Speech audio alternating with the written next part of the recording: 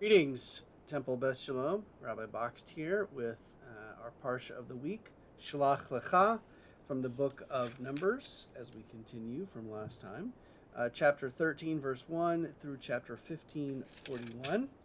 And the reason why this Parsha is called Shalach Lecha is because Moses is being asked to send emissaries, Shalach Lecha, send for yourself, or choose for yourself men from the Israelite people to scout the land of Canaan.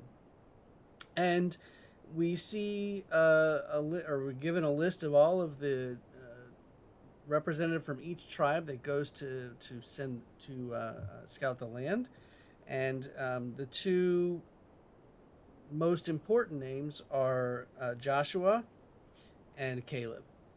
And the reason why these two are the most important is because when they return from scouting the land of Israel, and they go from the wilderness of Sin to Rehov to Libo Hamatz, they went to the Negev, they went to Hebron, they went to the Wadi Eshkol, they went all over the place. And when they came back, here's the words that are important. At the end of 40 days, they returned from scouting the land. They went straight to Moses and Aaron and the whole Israelite community at Kadesh in the wilderness of Paran, and they made their report to them and the whole community, as they showed them the fruit of the land. This is what they told them. We came to the land you sent us to. It does indeed flow with milk and honey, and this is its fruit. However, the people who inhabit the country are powerful, and the cities are fortified and very large. Moreover, we saw the Anakites there. Amalekites dwell in the Negev region, Hittites, Jebusites, and Amorites inhabit the hill country, and Canaanites dwell by the sea and along the Jordan. Caleb hushed the people and said, "Let us by all means go up, and we shall gain possession of it, for we shall surely overcome it."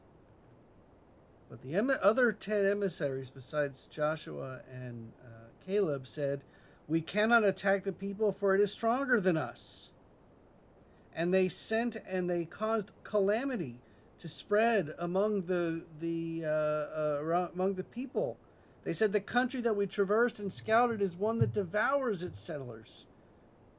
We saw the Nephilim there. The Anakites are part of the Nephilim, and we looked like grasshoppers to ourselves. And we must have looked to them." So the whole community breaks into Moses and says, "Why are we doing this? Why would God send us there?" And of course, Joshua and Caleb come back and say, "The land that we traversed and scouted is an exceedingly good land. If pleased with us, the Eternal will bring us into that land, a land that flows with milk and honey, and give it to us. Only you must not rebel against the Eternal. Have no fear then of the people of the country, for they are our prey. Their protection has departed from them, but the Eternal is with us. Have no fear of them." So, of course, Moses still returns to God to say, what is going on here? What should I do? Why are these people continuing to do this, to spurn me, to argue with me? And God is asked to pardon the iniquities of the people. And God basically says that the people that banded together against me, they shall die and so be finished off. As for the emissaries whom Moses sent to scout the land, those who came back and caused the whole community to mutter against God, or against Moses by spreading these rumors about the land, will die of the plague by the will of the Eternal. Only the emissaries Caleb and Joshua will survive. And the people, when they heard these words, were overcome with grief. And yet, this is what happened.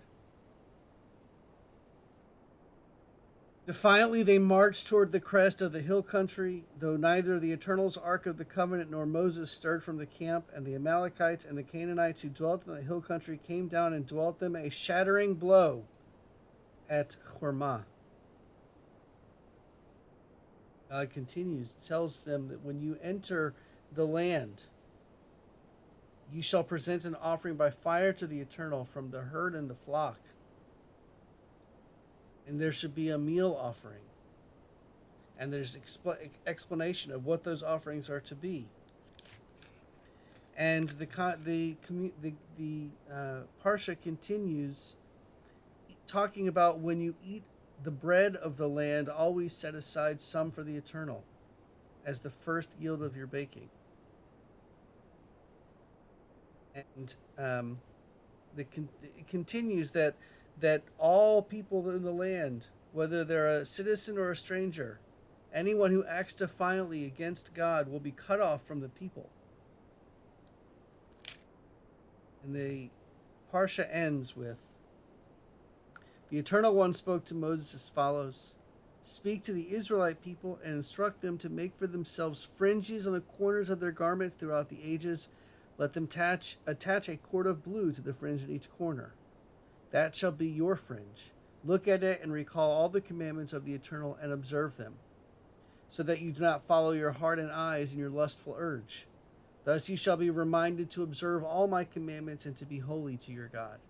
I, the Eternal, am your God, who brought you out of the land of Egypt to be your God. Ani Adonai Elohechem. I am the Eternal, your God. And that is Parashat Shalach Lecha. I wish you an early Shabbat Shalom, and I'll be back next week with another video.